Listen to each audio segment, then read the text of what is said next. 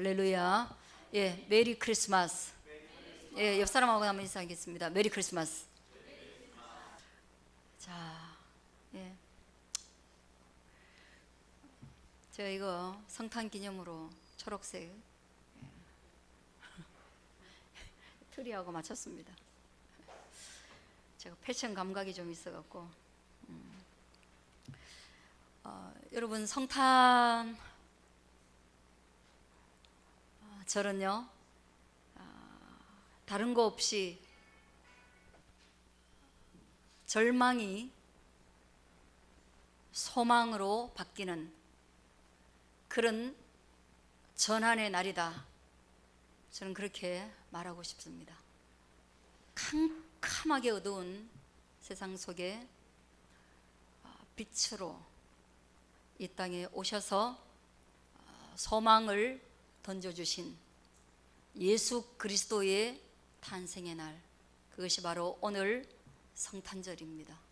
저는 여러분들이 이 수없이 많은 행사들과 모임과 만남과 정해진 찬송과 교동문과 이런 여러 절차들 중에 다른 거 다 놓쳐도 이 절망에서 소망으로 이 말씀을 놓치지 않게 되어지기를 바랍니다. 왜 희망을 주셨나?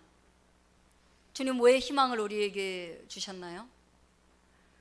절망이 무엇이기에 우리에게 희망을 주셨나요? 그것은 우리로 하여금 살도록 하기 위함이다. 그렇게 생각하시면 될 것 같아요. 얼마 전에 축구 16강 가면서 굉장히 기뻤습니다. 물론 우승한 나라는 아르헨티나는 더 환호하고 정말 나라가 뒤집어졌습니다. 우리 16강 간 선수 중에 인터뷰를 하러 나온 선수가 이런 말을 합니다. 그날 몸이 무거워서 정말 뛰고 싶었는데 다리가 움직이지 않더라. 뛸 수가 없었다. 그래서 마음에는 공을 쫓아가고 우리에게 기회가 올 것이다, 우리에게도 찬스가 올 것이다, 버티면 반드시 기회가 올 것이다, 그런 마음을 가졌고 선수 전체가 그 메시지를 공유했대요. 근데 몸이 말을 안 듣는 거예요. 근데 갑자기 순식간에, 여러분 아시잖아, 그죠? 뛸 수 없는데 두 사람이 굉장한 속도로 뛰는 거예요. 손흥민하고 황희찬이었죠. 얼마나 빨리 뛰는지 그 시간에, 그 지친 상황에서. 근데 문제는 그 인터뷰를 하는 사람이 그걸 보면서 자기도 달리고 싶었는데 그때까지도 못 뛰었대요. 근데 기적의 골이 들어갔어요. 골이 들어가고 난 뒤에 이 사람 몸이 완전히 탈바꿈하면서 어떤 현상이 일어났냐면, 그 친구가 골 세레머니를 하러 가는데 그렇게 무겁던 몸이 자기도 거기까지 순식간에 어떻게 갔는지 모른다는 거예요. 힘이 어디서 나왔는지. 그러니까 여러분, 절망은 주저앉아 있는 것이고요, 희망은 어디에서 나오는지 모르는 힘이 생기는데 뛸 수 있도록 생기는 것이고, 그것이 바로 어디에서 나오느냐? 희망이라는 하나의 그저 그 소망에서 나오는 거예요. 그래서 예수님이 이 땅에, 절망으로 주저앉아 있는 이 땅에 희망을 주러 오신 것입니다. 믿으시길 바랍니다. 여러분, 유대인들은 어떻게 견딜 수 있었습니까? 여러분, 유대인의 역사를 바라보면요, 우리 개인으로 친다면 파산. 희망이라고는 조금도 가질 수 없는 그런 국가이고 그런 국민입니다. 나라를 잃었고 영토도 잃었고, 유대 민족들은 전 세계로 흩어져서 누가 어디에 어떻게 살아가고 있는지 정보도 취합이 안 되는 그런 절망의 국가였고 국민이었어요. 근데 그들은 어떤 희망을 가졌습니까? 네, 한 개의 희망이 있었습니다. 오늘 23절에서부터 나오는 그 메시지, 구약 성경에서 하나님이 이스라엘 백성에게 희망의 메시지로 던져주신 이 말씀, 보라, 처녀가 잉태하여 아들을 낳을 것이다. 나라를 잃은 너희에게 던지는 이 메시지, 처녀가 잉태하여 아들을 낳을 거야. 그리고 그의 이름은 임마누엘이야. 그리고 그것을 번역하면 하나님이 너희와 우리와 함께 계시다는 거야. 이것이 너희의 희망이야. 이것을 믿었습니다. 이스라엘이 받았습니다. 그리고 주저앉아 있는 역사 속에서도 그들은 이 희망 때문에 일어날 수 있었고, 일어날 뿐만 아니라 정말로 세레모니를 할 수 있는 체력을 갖추게 된 것입니다. 저는 희망이, 그 희망 자체만 해도 그런 능력이 있는데, 그 희망이 우리가 믿는 예수 그리스도이기 때문에 그 능력은 우리의 계산을 벗어나는 능력이다. 성탄에 그것을 여러분이 소유하게 되어지길 바랍니다. 그러면 희망을 던져주신 그분이, 그 희망의 내용을 좀 알아야 돼요. 무작정 희망하냐? 그냥 무작정 긍정하면 힘이 생기느냐? 세상에서 말하는 그냥 긍정의 에너지냐? 그래서 낙천으로 가는, 그래서 우유부단으로 때로는 가는 그런 거냐? 아닙니다.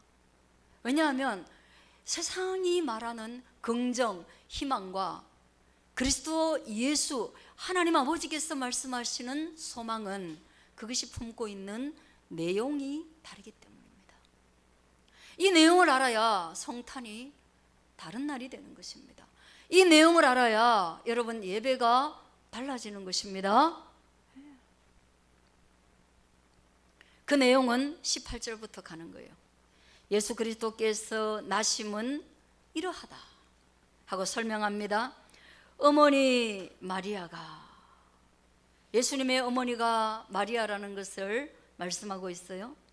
그리고 요셉과 약혼했습니다. 거의 결혼과 동일한 법적 구속력이 있는 약혼을 통해서 동거하기 이전에 성령으로 잉태된 것이 나타나더니, 마리아가 동거를 안 했는데 약혼한 상태에서 뭔가 임신한 여인의 증세가 나타난 거예요. 가장 먼저 안 것은 마리아겠죠. 요즘처럼 무슨 두 줄 테스트가 있는 게 아니잖아요. 그래도 여성들이 알겠죠. 그 다음에 2, 3개월 지나면 더더욱이 나타나죠. 그 다음에 더 지나면 더 나타나죠. 그런데 그가 동치만 했는데 임신이 되었으니 그 설명 불가한 것을 성경이 설명하고 있습니다. 그것은 성령으로 잉태된 것이다. 여기에서 성탄에 대해서 벌써 등을 돌리고, 아유 나는 뭐 그런 성탄, 그런 교회 난 관심 없어, 그런 사람 많습니다. 어떻게 남자하고 관계하지 않았는데 아기를 가질 수 있단 말이야? 저도 늘 그랬어요. 그건 믿기 어려운 이야기입니다. 그러나 이 믿기 어려운 이야기를 여러분에게 믿으라고 강요하고 싶지는 않습니다. 근데 제가 경험해 오면서는 저는 이걸 너무 쉽게 받아들였기 때문에 그 받아들이지 않는 사람의 그런 논리에 대해서 세밀한 것은 모르겠지만 저는 그냥 받아들였고, 지금도 저는 솔직히 말해서 받아들일 수 없는 여러 가지들을 받아들이고 살기 때문에 그렇습니다. 저 쇳덩어리가 하늘 위를 저렇게 쌩쌩 운행하고 다녀가지고 지도에서나 볼 수 있는 미국 땅에서 여기 와 있는 이 상황이 사실은 저는 논리와 과학으로 아직도 이해되지 않습니다.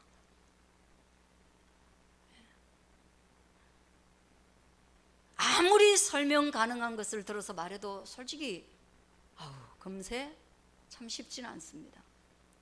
배가 그렇게 다닌다는 것도 받아들이기 어려운 것이고,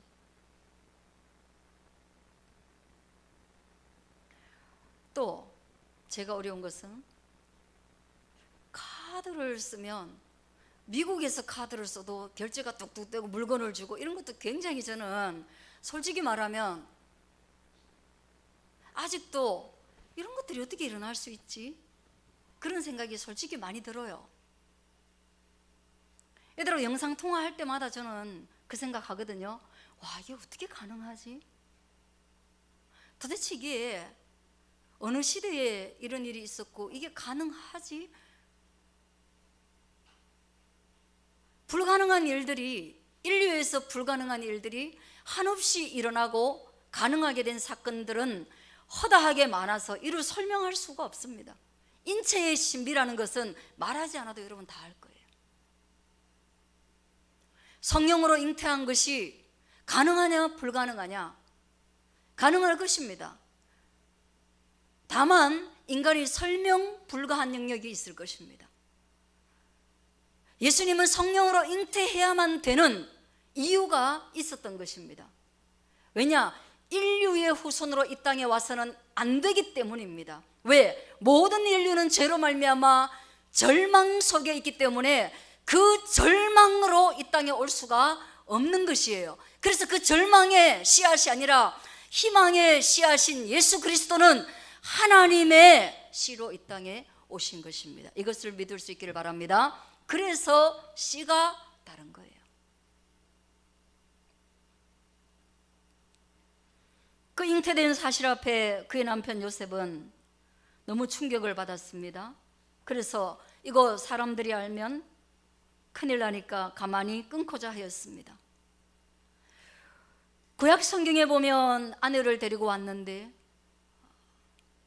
처녀의 표가 없으면, 첫날 밤을 지내고 처녀의 표가 없으면 그는 돌로 쳐 죽였습니다. 그래서 여인들은 첫날 밤을 세우고 처녀의 표식을 소유하고 있었습니다. 그래서 언젠가 남자가 뭐라고 하면 그걸 들이대면서 증거도 삼았습니다. 어쩌면 과거의 사람들은 여인의 부정을 받아들일 수 없는, 용서할 수 없는 죄 가운데 하나가 바로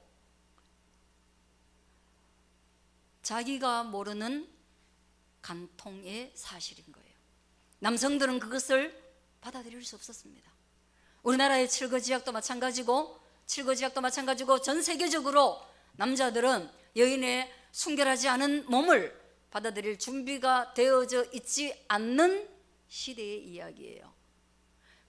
그렇다면 용서할 수 없는 자를 요셉은 이미 용서할 마음을 가지고 있었던 거예요.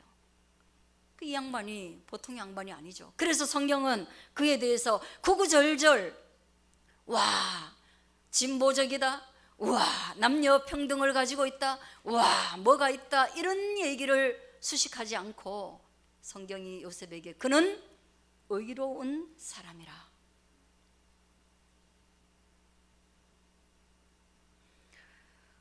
정의를 실천하거나 사회를 개혁하는 일이 아니라 여기에서 의라는 것은 뭐예요? 용서할 수 없는 것을 용서할 수 있다면 그는 의인 것입니다. 할렐루야. 저는 거기에서 예수님이 이 땅에 오실 때 용서할 수 없는 이 땅의 모든 인류를 용서하기 위하여 오신 하나님의 아들이라는 것을 믿는 것입니다. 그래서 예수님은 의로우신 하나님의 어린 양입니다. 예수님의 의는 뭐냐? 예수님의 의는 뭐냐? 혁명이 아니라 예수님의 의는 용서할 수 없는 것을 용서하는 그 희생의 의라는 것을 믿을 수 있게 되어지기를 축복합니다. 저와 여러분도 뭔가 의를 추구하는 마음이 우리 속에 있어요. 근데 이 세상은요, 법적 한계는요, 도덕적 한계는요, 뭐예요? 용서할 수 없는 것을 용서하는 그런 의를 추구하는 것이 아니라, 내가 범죄하지 않고 범죄한 사람에게 범죄했다고 지적하고, 그리고 난 뒤에 그것을 정죄하는 것을 정의라고 말하고 있습니다. 그래서 구약의 한계, 그래서 법의 한계, 그래서 도덕의 한계는 수용할 수 있는 것까지만 수용하는 거예요.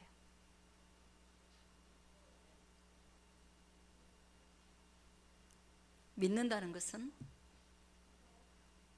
믿음이 있다는 것은 세상이 할 수 없는 죄인, 세상이 수용할 수 없는 사람, 그런 것들을 수용하는 거죠. 그래서 예수님이 이 땅에 오실 때 예수님 먼저 본 사람이 누구입니까? 목자들이에요.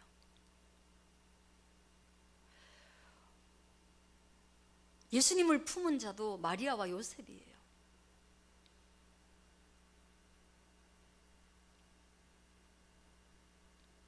목자가 뭐 그렇게 존중받고 목수가 뭐 그렇게 존중받았겠습니까? 그러나 그들에게 오신 것은 낮고 천한 자들에게, 그리고 말구유에 그렇게 오신 것은 이 땅에서 하나님께서, 예수 그리스도께서 보여주실 새로운 시각으로 이 세상을 가이드하겠다라는 신호탄이라는 것을 믿을 수 있게 되어지기를 바랍니다. 기존의 질서, 성령으로는 잉태될 수 없다라는 질서, 목수의 아들이 구원자일 수 없다라는 질서, 하나님의 아들을 목동이 가장 먼저 발견할 수 없다라는 질서, 구원자가 말구유에 나올 수 없다라는 질서, 그런 질서를 깨고 그리스도 예수께서 주시는 희망은 새로운 질서요, 새로운 가치요, 새로운 꿈이요, 새로운 비전이라는 것을 저와 여러분에게 가르쳐 주는 것입니다. 이걸 저와 여러분이 받아들일 수 있게 되어지길 바랍니다. 그렇게 가이드해 가시는 거예요. 그렇게 가이드해 가시는 거예요. 그래서 동방박사 세 사람이 여기, 동방박사가 와서 이 땅에 와서 유대인의 왕으로 오실 이가 어디에 있느냐, 우리가 별을 보고 와서 그에게 경배하기를 바란다. 그랬을 때 기존의 질서는요, 뭐라고? 별이 떴다고? 유대인의 왕이라고? 그러니까 바로 뭐예요? 아, 혁명이 일어나겠구나, 정권이 바뀌겠구나, 그렇게 생각하고 뭐예요? 그때 당시에 태어난 모든 어린아이, 남자아이를 다 죽였잖아요. 왜? 위협을 느꼈기 때문에. 얼마나 비극적인 역사입니까? 기존의 질서는 그런 것입니다. 기존의 질서, 기존의 시각은 그런 겁니다. 그런데 기가 막히게도 생각할 수도 없는 질서 속에서 예수님이 오신 거예요. 그래서 이렇게 말씀하십니다. 21절 우리 같이 한번 읽어보겠습니다. 시작. 아들을 낳으리니 이름을 예수라 하라. 아들 낳을 거라는 거예요. 그 임신의 결과로, 천사가 성별을 감별해 주었어요. 몇 개월이 되면 아들입니까, 딸입니까? 근데 천사가 미리 알려줬어요. 아들이야. 이름도 지어줬어요. 이름을 예수라고 해. 그 예수라는 이름의 뜻은 뭐냐? 자기 백성을 그들의 죄에서 구원할 자야. 내가 예수님을 믿는다는 것은 나의 죄에서 예수님께서 나를 구원해 주실 이로써 그분을 받아들이는 것입니다. 할렐루야.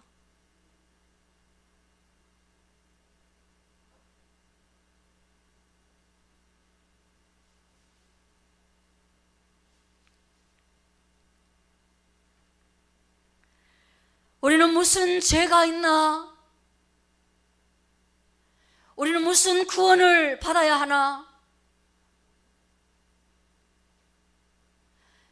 여러분, 아직도 그것을 물으신다면, 아직도 여러분들이 지은 죄가 도덕적 죄라고 생각하신다면, 그렇다면 아직 성령으로 잉태된 거 받아들일 수 없는 사람 중에 하나죠. 우리의 죄는 창세로부터 내려오는 하나님 아버지의 창조의 사역과 그분께서 우리를 만드시고 이 땅 가운데 그분의 뜻을 이루어갈 사람으로, 그분의 형상을 만든 사람으로 만드셨다라는 것을 믿지 않는 죄, 그리고 그것을 벗어나서 더 나아가서 하나님을 저항하고 하나님의 왕되심을 거부하고 우리 스스로가 인생의 왕자에 앉아있는 그 반역의 죄, 그 죄로부터 우리를 구원하기 위해서 예수님께서 이 땅에 오셨고, 내가 예수님을 믿는다라고 말할 때 그 죄로부터 우리는 자유하게 되는 것입니다. 이 자유가 한없는 자유인 거예요. 이 자유는 말할 수 없는 자유인 거예요. 요즘 그거 너무 없어져서 여러분들은 추억이 없는데요, 여러분들 학예회의 추억은 아마 있을 거예요. 교회에서 1년에 한 번씩 꼭 학예회가, 그 발표회가 있었는데요, 제가 어린 시절 뭐 교회도 다녔고 청년 시절에도 다녔고 했으니까 많이 봤죠. 저는 우리 주일학교 때 제가 6, 7 초등학교 1학년 이럴 때도 학예회 발표에 제가 직접 참여했고, 20대에는 아이들을 가르쳐 가지고 여기 서서 무대에서 발표를 하게 했고 그렇게 했는데요, 그때마다 너무 똑같은 거예요. 맨날 천사가 막 나타나 가지고 얘야 무서워하지 마라, 그런 거, 이걸 그대로 재현하는 거예요. 그 다음에 또 목동들이 구원의 소식을 듣고 깜짝 놀라가지고 예수님이 태어난 곳으로 가갖고 경배하고 말 구유에 누인 예수님을 보고 강보에 쌓인 예수님을 보고 하는 거, 그걸 여기서 그대로 재현하는 거예요. 그때 옷을 있잖아요, 요즘처럼 천 뜨는 데가 별로 없잖아요. 저하고 목사님하고 어제 그냥 이거 너무 토요일이라 가지고 목사님하고 저하고 했는데, 다음에는 젊은이들이 좀 하면 좋겠어요, 그죠? 그런데 문제는 뭐예요? 그때는 모여가지고 시장 가려고 하면 시장이 가까운 데 있는 게 하나도 없어요. 편의점이 없어요. 그래서 이런 거 준비하려고 하면 한 5시간 걸려요. 그래서 얘들아 다 모여라. 아침에 9시까지 또는 10시까지 다 모여가지고 편을 나눠요. 시장 보는 팀, 그 다음에 중간에서 시장 보고 오는 동안에 윤말 그리는 팀, 그 다음에 또 포장하는 팀, 다 나눠가지고 하면 몇 시간 걸리는데, 요즘 뭐야 다 전화로 시키고 차로 타고 가고, 그러니까 뭐 1시간, 1시간 반이면 다 되는 거예요.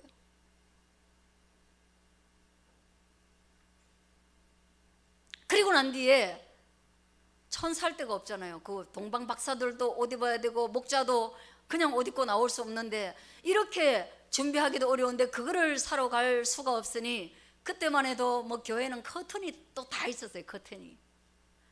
그래가지고 조그만한 애들한테 커튼, 저렇게 긴 커튼을 여기 둘러가지고 들으면은 걷지를 못해요. 애들이 길어가지고. 그래 2바퀴 3바퀴를 돌려가지고 알을 그냥 고마 시체처럼 휘감아가지고 끝만 하나 여기 이렇게 묶어갖고, 너는 목자야, 너는 박사야. 머리에 또 이거 하고, 예전에 그 수 놓는 틀 있죠. 수 놓는 틀. 그 수 놓는 틀 같은 거 있잖아요. 또 줄여가지고 묶어가지고 머리에 얹는 거예요.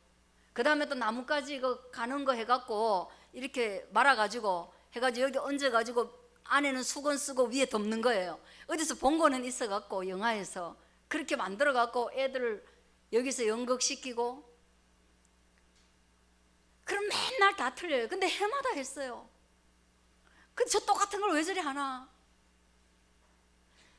이제 한 5년 정도 하고 나면 이제 지루하고 심심하고 재미없고, 왜 하지?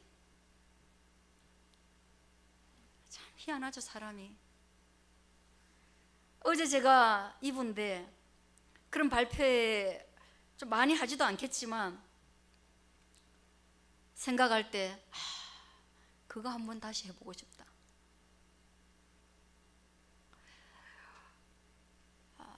천도 저렇게 좋고 이마에 쓸 왕관도, 또는 목동 하려 하면 저기 가면 다이소에 가면 다 파는데 5,000원짜리 테이블보 사가지고 다 묶으면 멋있게 나올 텐데 한번 해보고 싶다. 그래서 아이들에게 이 스토리를 통하여서 구원의 메시지를 각인시키고 싶다.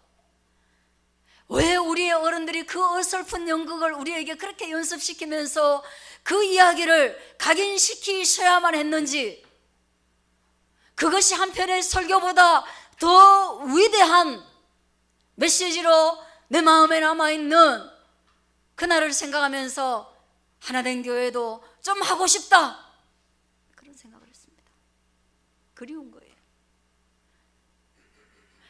오늘 성경이 그런 스토리를 통하여서 우리에게 메시지를 전하는 것입니다. 너희 죄에서 구원하기 위하여서, 너희를 건져내기 위해서 목자들을, 박사들을 다 사용해서 이 땅에 오신 진실한 구원자, 진실한 희망의 메시지, 소망의 구원자를 너희에게 소개한다. 그리고 그분이 이 땅에 오는 그날이 바로 성탄의 날이다, 구원의 날이다. 그리고 그분은 너희에게 임마누엘로, 23절 그 이름을 임마누엘로, 하나님이 우리와 함께 계시다라는 이름으로, 그분이 하나님이시기에, 그 하나님이 나와 함께 계시기에 어떻게 절망할 수 있느냐, 그걸 알려주겠다.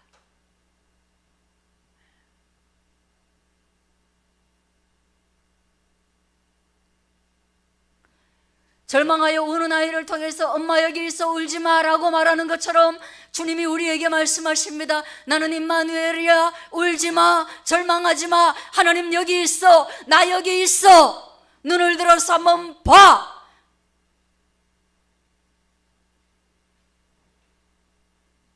그래서 해마다 우리에게 성탄이 주어지는 것이에요. 목동을 통해서, 동방박사를 통해서, 별을 통해서, 크리스마스 트리를 통해서, 오늘 제가 메고 있는 이 초록 목도리를 통해서 주님이 임마누엘 하고 계시다라는 그 은혜를 받아 누리시게 되기를 축복합니다. 기도하겠습니다.